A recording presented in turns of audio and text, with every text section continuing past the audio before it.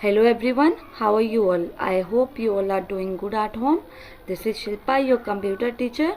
Today I have come with your chapter number 1 of class 10 plus 1, in which chapter we are going to learn unit number 1, that is computer system and its organization. So in this chapter we are going to learn what is computer overview, then what are all the concepts of software, then data representation, then microprocessor basics and memory concept, then journal OOP concept, that is object oriented programming level concepts. Now firstly we are going to discuss what is computer overview. In this chapter we are going to learn what is a computer, what is the functioning of a computer, evolution of information technology, then evolution of storage and display technologies, then types of computer. So let us start with the overview of computer. So firstly we are going to discuss introduction part, in which we are going to discuss where the computer is used and what is a computer. Computer have made great inroads in our everyday life and thinking.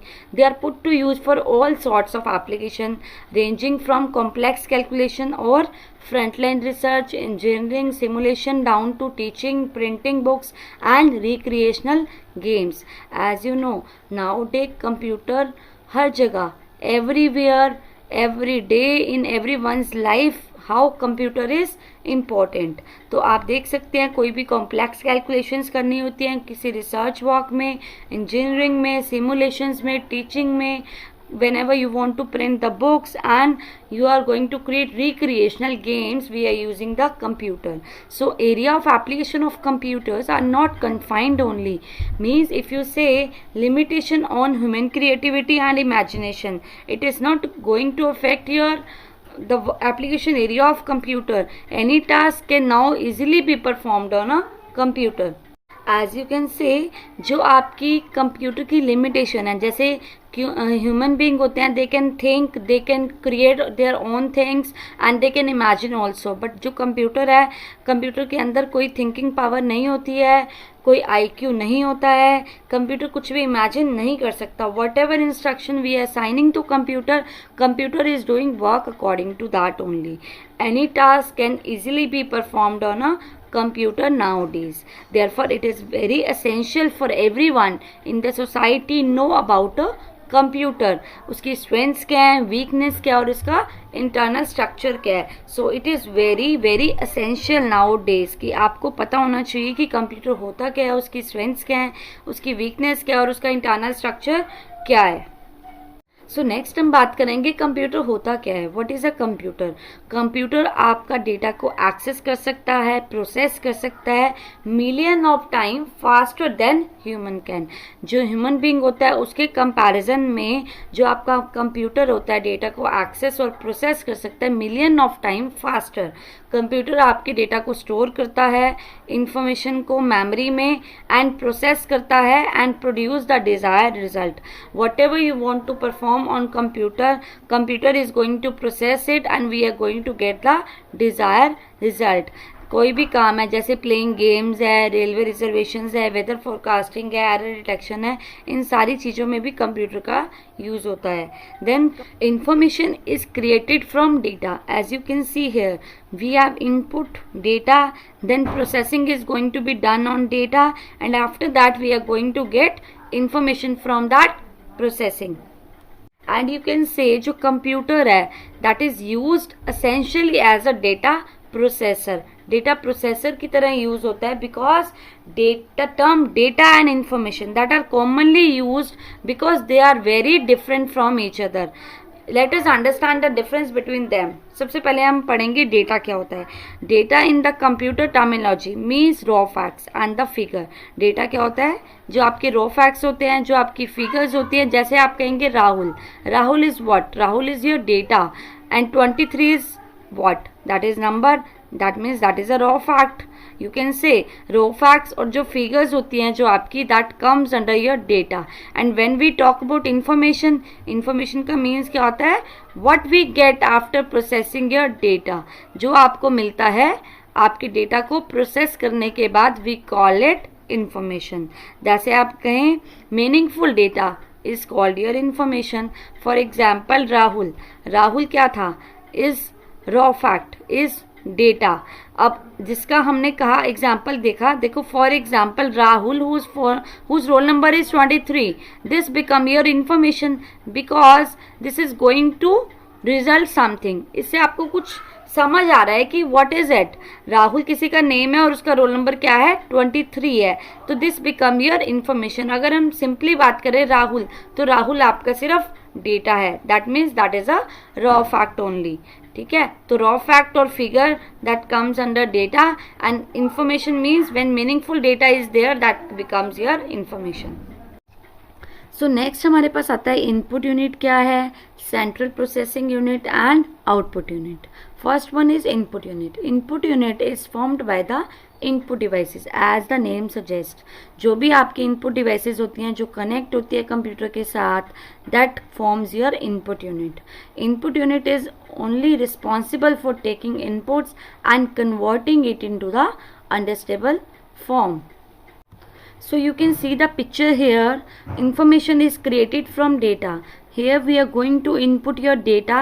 From data it is going to input to the processing. After processing, the data is going to be converted into meaningful data. When it is going to convert into meaningful data, it becomes your information. You can see here input है, input को हम processing के लिए देते हैं। Processing होने के बाद जो डेटा है that comes into your storage and the result is going to be display in the output. When it goes in computer, it is data. What comes out of the computer is your information, and the process of turning your data into information is called information processing cycle. तो I think this is clear. जो data है उसको हम meaningful information के अंदर convert करते हैं। जो कन्वर्जन का प्रोसेस होता है that becomes your information processing cycle. So you can say जो सीपीयू होता है वो कंट्रोल करता है कंप्यूटर को। It is going to direct and govern its performance. The input unit is responsible for taking inputs and converting it into the understandable form. That means you can say जो computer होता है उसको सिर्फ आपकी binary code ही समझ आते हैं, तो whatever input unit is going to give input to the computer that is going to be convert into your binary code. For example, we have input devices keyboard, mouse, joystick and scanner. You can see the pictures also. Then we have CPU. CPU is the control center of the computer which is going to guide, direct and govern its performance. It is the brain of computer. CPU has two components, control unit and arithmetical logical unit. The CPU is the control center of the computer. It guide, direct and govern its performance. It is the brain of computer. As you know, CPU has two components. First one is control unit and second one is arithmetic logical unit. You can say control unit stand for CU and ALU is arithmetical logical unit. Next है control unit का क्या work होता है। जो control unit है that is going to guide and control the interpretation, flow and manipulation of data and information. And arithmetical logical unit क्या करता है, all the 4 arithmetical operation plus minus multiply division और जितने भी लॉजिकल ऑपरेटर्स होते हैं सारे ऑपरेशंस कौन करता है, ALU that is arithmetical logical unit. Less than, greater than, equal to, less than, equal to, greater than, equal to. Then last है हमारे पास output unit. Output unit is formed by the output devices. As you can say, the input unit is formed by input devices and the output unit is formed by output devices that are attached to the computer. The output unit convert your electrical signal coming from CPU into your characters, graphics or audio visual form which can be understood by the human being. For example आपके speakers हैं, printers हैं, headphones हैं. So जो output unit होता है that is going to convert your electrical signals that is coming from CPU into your character है, graphical है और audio visual form and which can be understood by the humans. You can see here जो memory होती है computer की that can be thought of as a cell. Each of the cell is further divided into your smaller parts. We call it bits. 1 0 1 1 0 1 0. In this, if we form 8 bits, 8 bits are forming a 1 byte. And 1 bit means that is a binary digit. Either can be a 0 or 1, and when 8 bits together they are going to form a byte. We call it bit is an elementary unit of the memory. So whatever data we are storing in the computer memory, that is in the form of bits. So you can see the pictures of input devices and output devices. Input devices we have mouse, keyboard and joystick. Then output devices we have speaker, that is shown here. Next we have memory. What do you understand by memory? As you know, in human being, brain is responsible for all the things that a human being want to store in its memory. The brain is doing all the work. But if we talk about computer, in computer, which device we are using to store all the data and information? The memory of a computer is more like a predefined working place, you can say, where it temporarily keep information and data to facilitate its performance. When the task is performed, it clear the memory and the memory space is then available for the next task to be performed. जब भी आपका काम हो जाता है, जो भी आप टास्क करना चाह रहे हैं, if that task is done, तो वो मेमोरी को क्लियर कर देता है एंड द मेमोरी स्पेस है जो नेक्स्ट टास्क के लिए फ्री कर देता है और यू कैन से अवेलेबल कर देता है. द मेमोरी होती है जो कंप्यूटर की, can be thought of a cell. Each of the cell is further divided into smaller parts that called bits. We call it bits. जैसे you can see the picture, 1 bit 1, 1 0 1 1 0 1.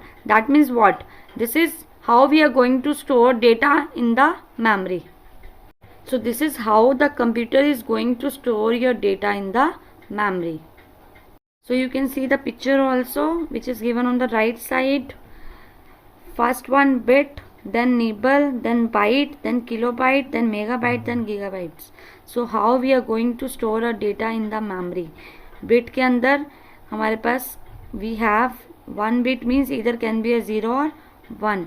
Nibble में 4 bits आ जाएंगे, bite के अंदर 8 bits आ जाएंगी, kilobyte के अंदर 1024 bytes आ जाएंगी, megabyte के अंदर 1024 केबीज आ जाएगा और गीगाबाइट के अंदर 1024 एमबीज. सो नेक्स्ट हम बात करेंगे hardware and software. As you know, hardware represent the physical and tangible component of the computer, the component that can be seen or touched. We call it hardware.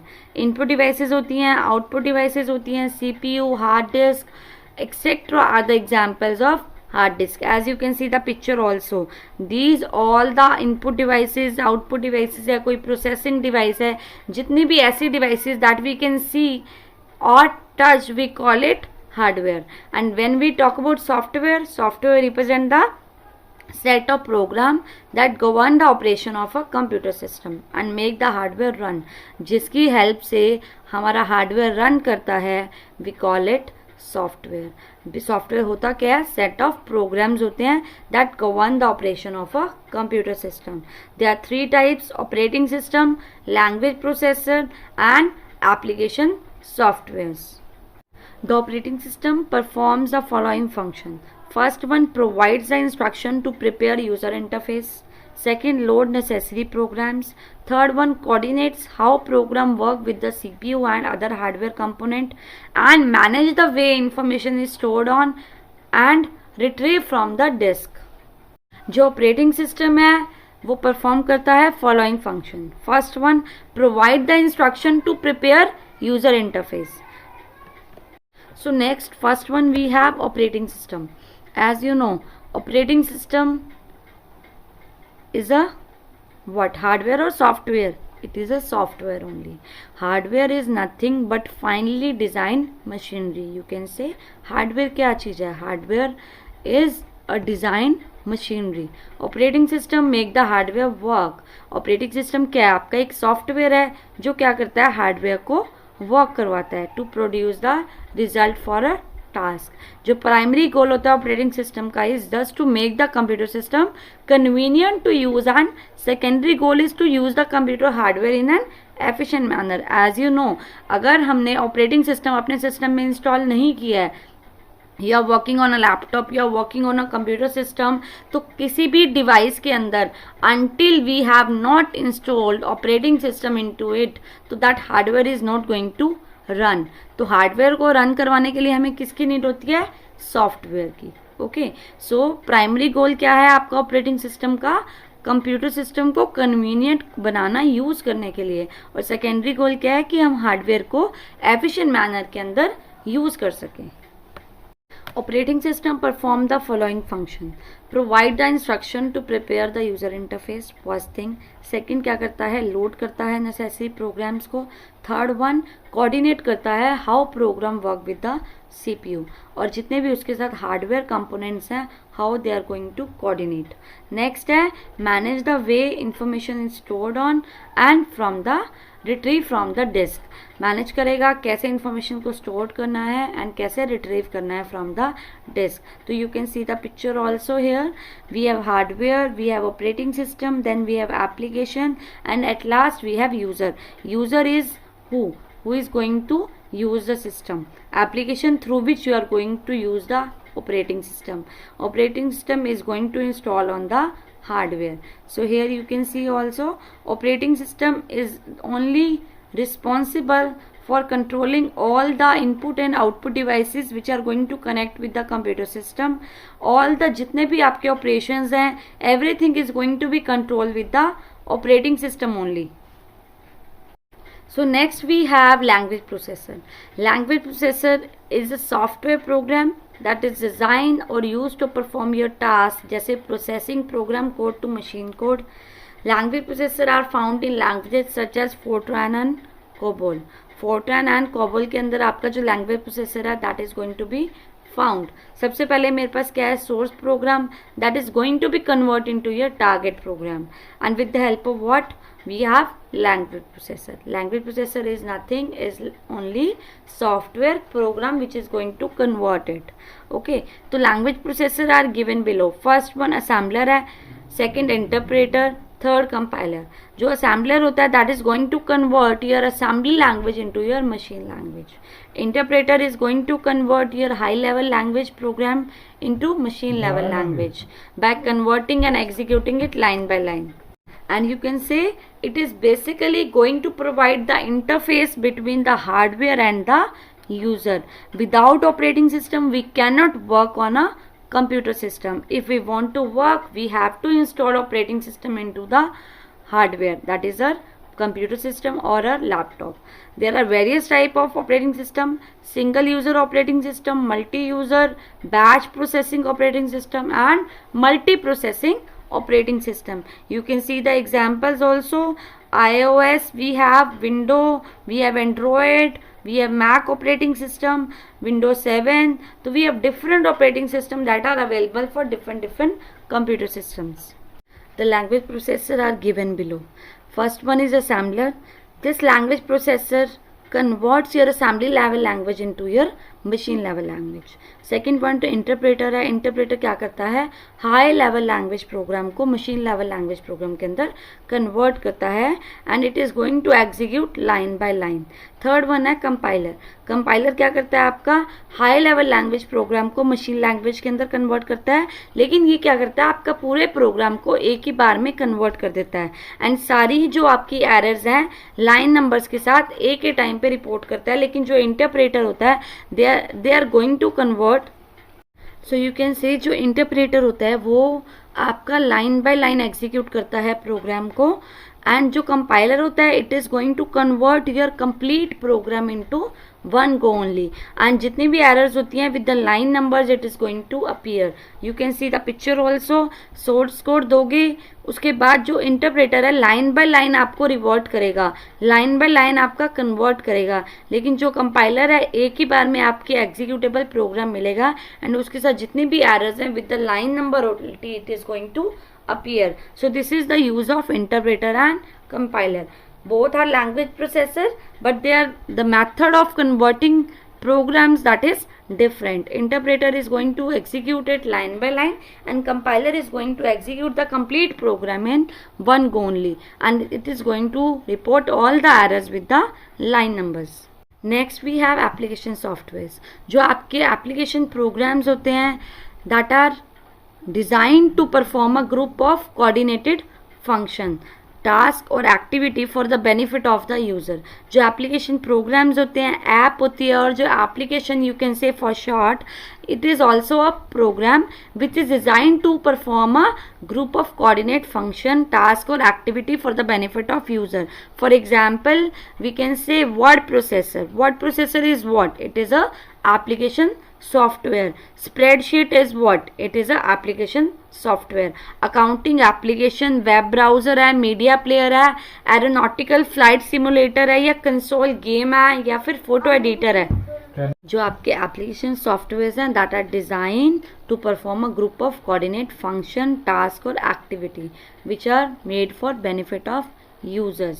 तो आप कोई भी इसमें एग्जांपल देख सकते हैं, जैसे स्प्रेडशीट है, ग्राफिक है, वर्ड प्रोसेसिंग है, या कोई गेम है, तो ये आपके किसके अंदर आते हैं? Application softwares. So you can see the picture also. First one is the picture of computer hardware. As we have discussed, hardware क्या होता है? These are basically machinery that we can touch and feel. Then we have system software. System software कौन से होते हैं? जो आपके system को रन करने के लिए नेसेसरी होते हैं। First one file management tools हैं, असेंबलर है, ऑपरेटिंग सिस्टम है, डीबगर है, यूटिलिटीज़ हैं, कंपाइलर, ये सारे आपके सिस्टम सॉफ्टवेयर के अंदर आते हैं।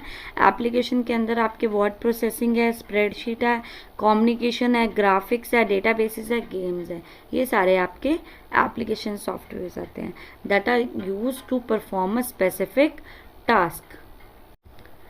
So we have example of application, you can say word processor है, spreadsheet है, accounting application है, या कोई भी web browser है, media player है, या aeronautical flight simulator है, या कोई console game है, या photo editor है। तो आपकी application software किसी भी फॉर्म में हो सकता है, that is made for the benefit of the user. जो आपकी किसी भी काम को करने के लिए, आपके बेनिफिट के लिए जो डिज़ाइन किया गया है, जिसके अंदर आप ग्रुप ऑफ कोऑर्डिनेट फंक्शन, कोई टास्क है या कोई एक्टिविटीज कर सकते हैं, that comes under your application software. तो we have divided application software into two categories. Custom software है आपके, second one general purpose application software. जो आपके कस्टम सॉफ्टवेयर होते हैं, that we call it bespoke software or tailor made software that is specifically designed for some specific organization or the other user. These are made according to users requirement. ये user की requirement के according जो बनाए जाते हैं, that comes under your custom softwares. Custom softwares का मतलब होता है जो हम अपनी need के according किसी को specific चाहिए, that we create is called your custom. Second है ना जनरल पर्पस। जनरल पर्पस होते हैं that you use at home, schools, जैसे जो आपके वर्ड प्रोसेसर्स हैं, स्प्रेडशीट हैं, डेटाबेसेस हैं, डेस्कटॉप पब्लिशिंग पैकेजेस हैं, ये ग्राफिक पैकेज हैं, ये सारे आपके किसके अंदर आते हैं? जनरल पर्पस एप्लीकेशन के अंदर। बिकॉज इसको कोई भी यूज़ कर सकता है, ये जनरली डिज़ाइन किए गए हैं फॉर एवरीवन। लेकिन जो कस्टम होते हैं that are design for some specific users. So next we have strength and weakness of a computer. There are some big advantage and disadvantage of a computer. First one, speed. You must have studied what are the strengths of a computer. Computers are much faster as compared to a human being, can perform a task in minutes or seconds which might take days to complete it manually. अगर हम human being से वही काम करवाएंगे तो हमें काफ़ी days लग जाते हैं उस काम को करने में, लेकिन अगर हम कंप्यूटर से सेम वर्क दिया जाता है तो कंप्यूटर आपका विद इन अ मिनट और with in a fraction of second only computer इस वर्क को कर देता है। सेकेंड है हाई स्टोरेज कैपेसिटी। कंप्यूटर है वो लार्ज अमाउंट ऑफ डेटा को स्टोर कर सकता है इन अ वेरी स्मॉल स्पेस के अंदर। हार्ड डिस्क है that store 100 GB to 10 TB तक, which is huge. Third accuracy. जितनी भी कैलकुलेशन, जितने भी कंपैरिजन हम कंप्यूटर पे करते हैं, every result of the computer is accurate, that are going to provide the hardware does not malfunction. Next है reliability. Computer are immune to tiredness and boredom of the fatigueness. Downside, you can see the pictures also that are some software that are made for the different users according to the special needs. And you know, whatever we want to perform on the computer, we have to instruct computer what all things computer has to do. Computer cannot decide on their own what computer has to do. Next we have reliability.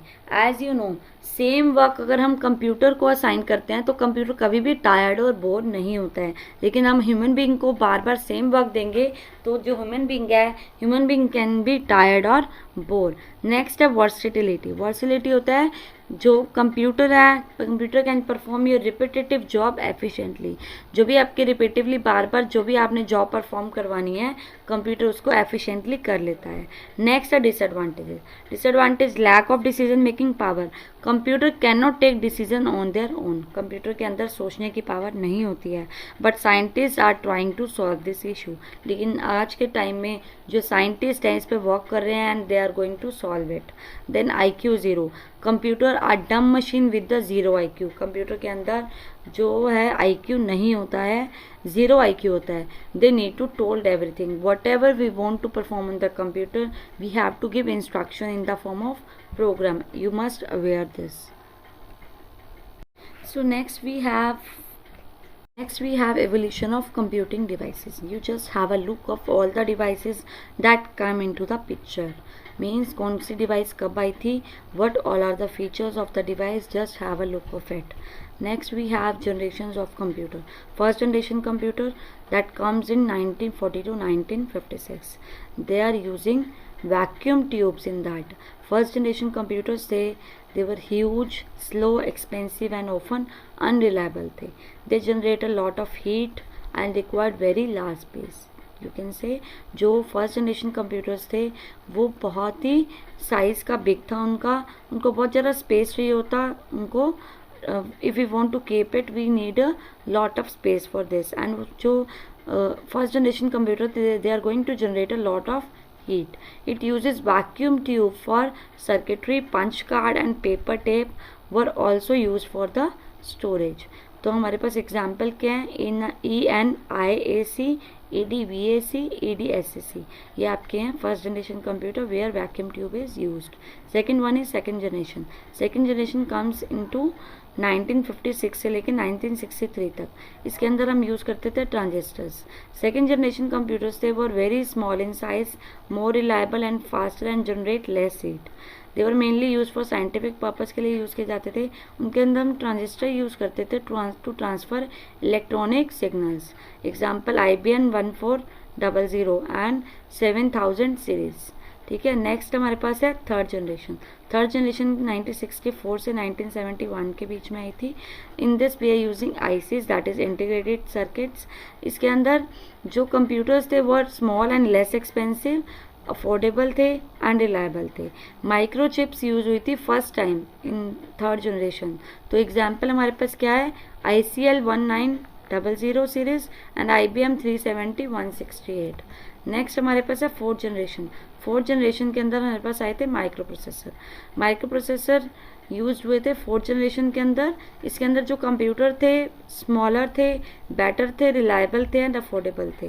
And this was the first time when computer began to be used in homes and offices.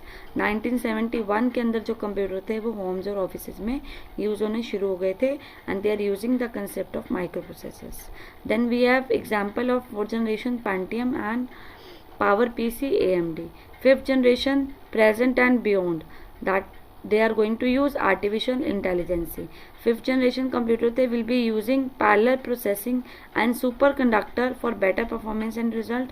It is currently in the development. Example क्या है, many robot and robotics devices. So next we have evolution of display technologies. First one हमारे पास थे CRTs, फिर plasma monitors, then liquid crystal display, then we have touch screen monitors. सबसे पहले था cathode ray tube that is CRT. CRT develop हुआ था 1897 में. You can see the picture and it was used in the early computer and television. CRT जो use हुई थी सबसे पहले कंप्यूटर और टेलीविजन के अंदर हुई थी. सेकेंड वन है प्लाज्मा मोनीटर, 1964 में आए थे.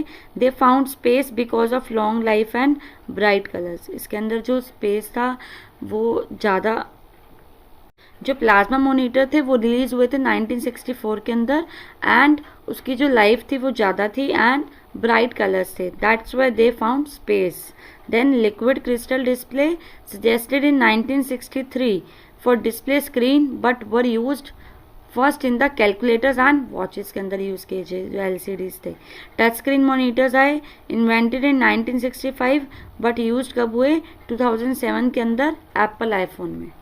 जो प्लाज्मा मोनीटर थे वो रिलीज हुए थे 1964 के अंदर एंड उसकी जो लाइफ थी वो ज़्यादा थी एंड ब्राइट कलर्स थे, that's why they found space. Then liquid crystal display suggested in 1963 for display screen but were used first in the calculators and watches के अंदर यूज़ किए जो LCDs थे। टच स्क्रीन मोनीटर्स आए, invented in 1965 but used कब हुए? 2007 के अंदर एप्पल आईफोन में। So next we have evolution of operating system. First one is command user interface, second one is graphical user interface. Command user interface is also known as character user interface, you can say. It means of interacting with the computer program where user or the client, who is the user? We all are the user or the clients. They are going to issue command to the program in the form of successive line of text or command lines. A program which handle the interface is called a command language interpreter or shell. जो आपका programme है क्या करता है? Interface को handle करता है and we call it command language interpreter और शेल। मीन्स जो आपका कमांड यूजर इंटरफेस था उसमें जो इंटरेक्शन होती थी यूजर की किसके हेल्प से होती थी? कमांड्स के हेल्प से। We are going to issue the commands to the, आपका जो ऑपरेटिंग सिस्टम है that is going to work according to the commands only, so that is called command user interface. Second one है graphical user interface. जो graphical user interface है type of user interface है that allow user to interact with the electronic devices through graphical icon and visual indicators. जिस जो graphical user interface है उसमें जो user है कैसे interact करता है using graphical icons और visual indicator. Secondary notations instead of text based user interface, type command, label और text navigation. जो आपका कमांड यूजर इंटरफेस है उसके अंदर कमांड लाइंस यूज हो रही हैं, कमांड्स यूज हो रही हैं, लेकिन ग्राफिकल के अंदर वो डेस्कटॉप पे जो ग्राफिकल आइकन्स आते हैं, विजुअल इंडिकेटर्स आते हैं, उसकी हेल्प से वो आपका वर्क कर सकता है। तो that comes under graphical user interface. So next after this I have types of computer. First one is purpose wise and second one principle of operation wise. First one है purpose wise. Special purpose computers होते हैं, general purpose computers होते हैं. जो special purpose computers होते हैं that are design to perform a specific task, and जो general purpose होते हैं which can work on different type of programs and perform many task. तो जो आपके स्पेशल पर्पस होते हैं that are going to be design for performing a specific task and the general purpose which are going to work on different type of program and perform many task. So तो special purpose किसी specific task के लिए design किए जाते हैं और जो general purpose होते हैं that can perform many task. तो difference is clear to you. Next हमारे पास है principle of operation wise. First one है analog computer, second we have digital computer and third one we have hybrid computer. जो analog computer होते हैं they are going to work with the continuous physical quantities, जैसे आपकी voltage है, current है, etcetera. They take input in the form of volt, ampere and Celsius. जो आपके analog computers होते हैं they are going to deal with analog signals, you can say continuous signals, you can say continuous physical quantity. जैसे आपकी voltage होती है, current होता है, उनकी जो इनपुट होती है इन the form of volt, ampere और सेल्सियस होती है. सेकेंड हमारे पास है डिजिटल कंप्यूटर. डिजिटल कंप्यूटर जो होते हैं that is going to deal with discontinuous data, that is going to convert into binary form and all the operation are carried out on a very fast rate. So next we have system software. System software is a type of computer program that is designed to run a computer hardware and application programs. It includes the following concepts: operating system, interface between the user and the hardware, utility software that is going to ensure smooth working of a computer, then language processor, translate the source code into machine code, then device drivers that contain a set of instruction for the operating system for operating a device. So I think this is clear कि जो system software होता है वो आपके computer को run करने के लिए डिज़ाइन किया जाता है। इसके अंदर डिफरेंट कंसेप्ट आते हैं। फर्स्ट वन आता है ऑपरेटिंग सिस्टम, जो इंटरफेस प्रोवाइड करता है यूज़र और हार्डवेयर के बीच। यूटिलिटी सॉफ्टवेयर, जो इंश्योर करता है smooth working of a computer. Language processor होते हैं जो कन्वर्ट करते हैं सोर्स कोड को मशीन कोड के अंदर। फिर होता है हमारे पास डिवाइस ड्राइवर्स। डिवाइस ड्राइवर्स क्या होते हैं? सेट ऑफ इंस्ट्रक्शन होती हैं जो ऑपरेटिंग सिस्टम को ऑपरेट करने के लिए डिवाइस को यूज़ किए जाते हैं। Next we have booting up. Booting up क्या होता है आपका? Loading operating system file into main memory is called booting up or bootstrapping. This process is as follows. First one, diagnostic tests are taken out to check all the necessary equipment. Number 2, chip called RAM BIOS is executed and read for the operating system files. If operating system files are found, जो MBR is ready for active partition and load the secondary boot record. Fourth one क्या आपका? जो secondary boot record है अब क्या करेगा? Load करेगा and run करेगा बूट लोडर प्रोग्राम को. So I think the process is clear to you. सबसे पहले पीसी टर्न ऑन होता है, बायोस इनिशियलाइज किया जाता है. उसके बाद जो आपका MBR है, MBR क्या करेगा? Going to load code from the boot sector of the active partition. उससे पहले जो बायोस है, बायोस कॉल करेगा जो आपका कोड स्टोर है MBR के अंदर at the start of desk 0. ठीक है. देन जो एक्टिव पार्टीशन हुई है अब क्या करेगा? जो बूट सेक्टर है लोड होगा और रन करेगा बूट लोडर को from the file system. So this is the process how the booting up is going on. So this is all about your chapter number 1, part 1. Remaining part of the chapter we'll discuss in the next video.